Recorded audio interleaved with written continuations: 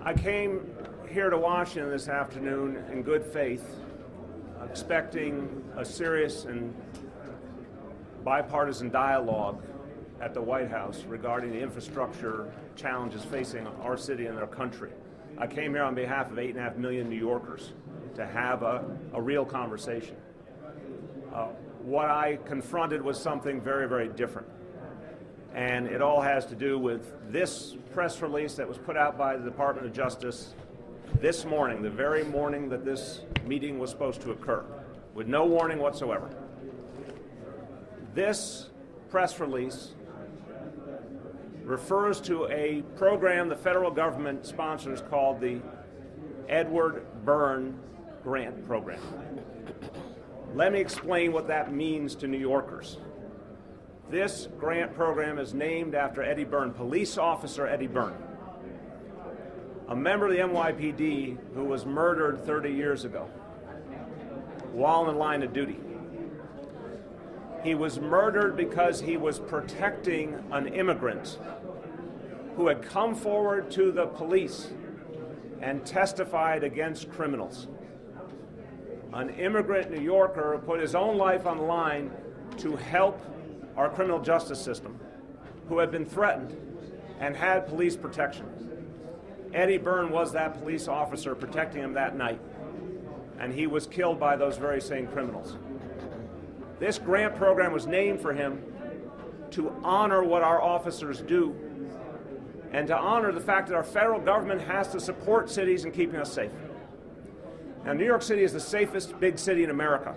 We're very proud of this fact. The safest big city in America is something we've worked on for decades to achieve. We achieved it by working with all communities, including our immigrant communities. Our police force is dedicated to building bonds with immigrant New Yorkers. This is the only way we stay safe. We had a reduction in crime in the last year that literally has taken us to the levels we had back in the 1950s. We had the fewest murders in New York City last year that we had had since 1951. This was a result of our police force believing in building a partnership with all New Yorkers, including millions of New Yorkers who come from immigrant backgrounds.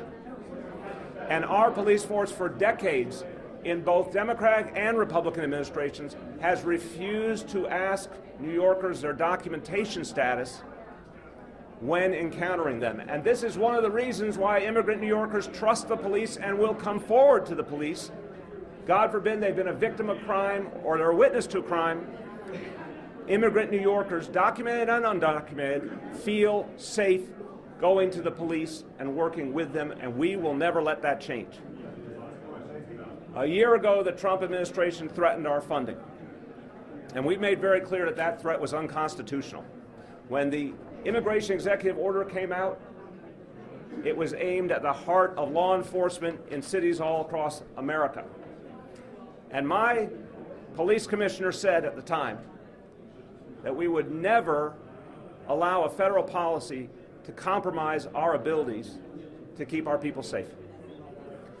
We made very clear that the executive order was unconstitutional, and if the Trump administration wanted to try us, we would meet them in court and beat them there, because we knew in 2012, Justice Roberts, the Chief Justice, issued an opinion that said the federal government cannot hold funding hostage because of the ideological preferences of any administration. So we've been fighting this battle. But look, while we've made our city safer and safer, while we've created an atmosphere where police and neighborhoods could work together, this administration has been trying to undermine those efforts. So why does this matter so much today? Because the very day where we were told there would be a good faith dialogue, a bipartisan dialogue on a crucial issue, infrastructure, that's the day they decided to single out a group of American cities and once again threaten them. This letter explicitly threatens our funding once again, threatens to subpoena our personnel, on the very day where, in principle, they were telling us they wanted to have an honest dialogue. This proves there was no intention to have an honest dialogue. I came down here ready to have a serious meeting, and what I got was a publicity stunt from the Trump administration. And it just proves, once again, that they're not trying to work with America's cities, because if they were, it's the first time in a year President Trump invited America's mayors to come and meet with him. And here's what he did to a group of mayors. He said, come over to my house, but I'm going to take your wallet while you're there. It is an immediate affront that showed bad will.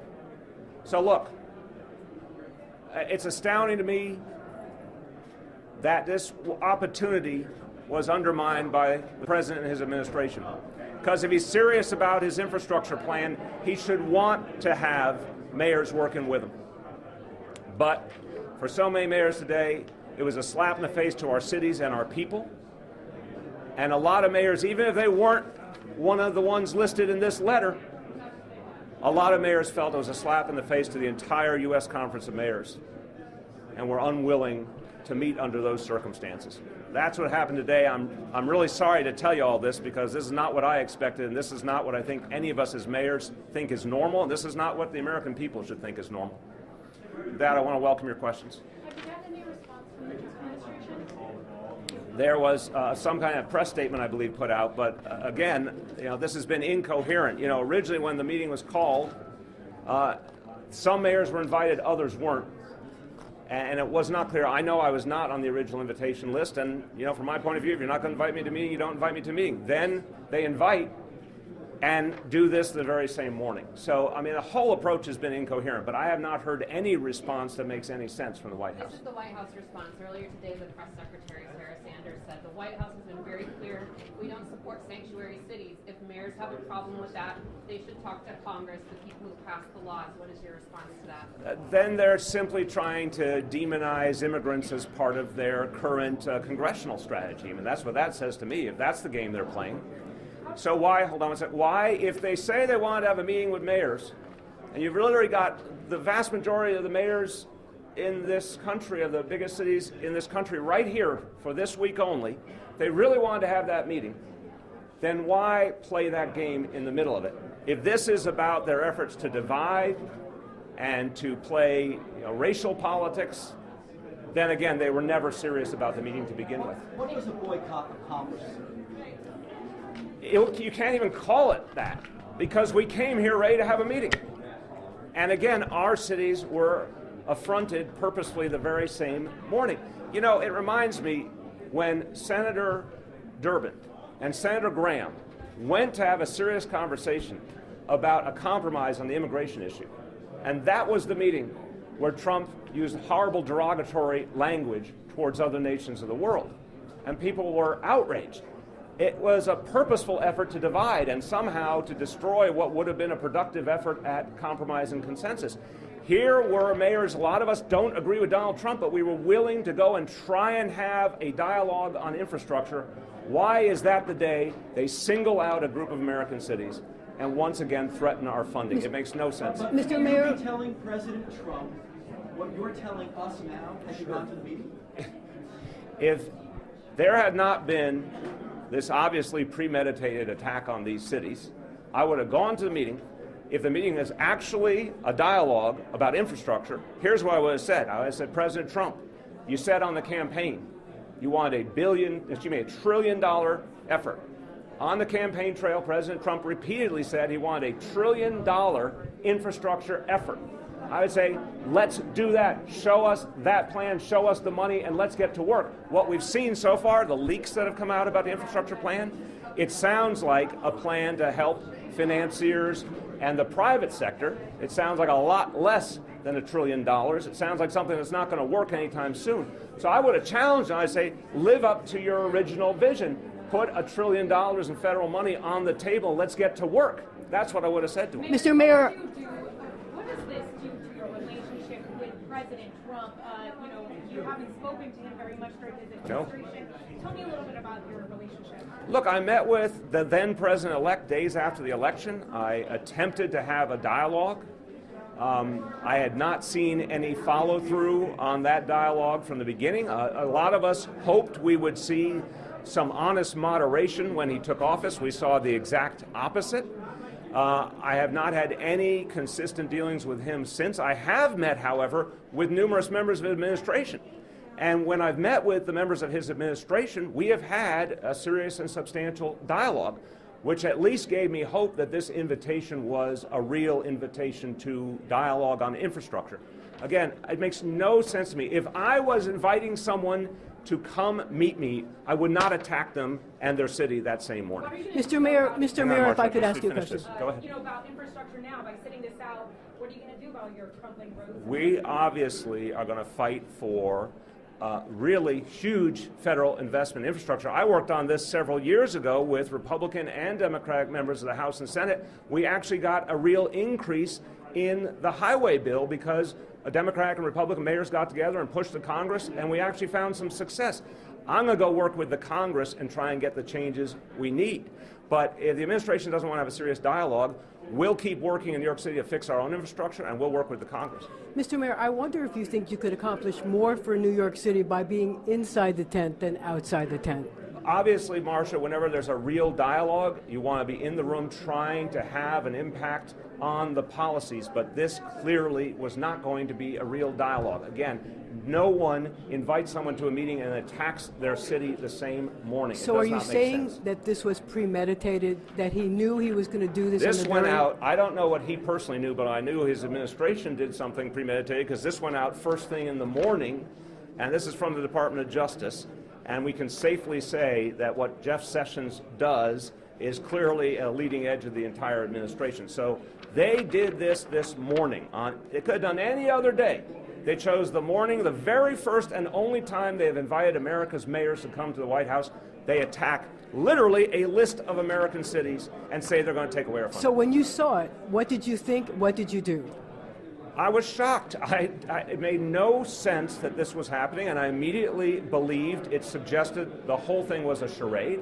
And I heard that a number of my other colleagues had the same response, had decided, the mayors of New Orleans, Chicago, Los Angeles, had decided they could not go to the meeting under this circumstance, and I joined them. How many mayors didn't go? We don't know yet. We have to find out. Mayor, what will the funding effect of this cut, and also how much money are we talking about? Look, if you're talking about the Byrne grants and the other federal funding, this money goes to fight terrorism and to provide our police with support for day-to-day crime fighting. The cuts that have been proposed are at minimum in the tens of millions of dollars and would have a very serious impact on our efforts. What's shocking is we're the safest big city in America. Our crime-fighting efforts are working. You would think the federal government would say, how can we help you do even more, not how can we take away from you. We're also the #1 terror target in America. And this money, in part, supports our anti-terrorism efforts.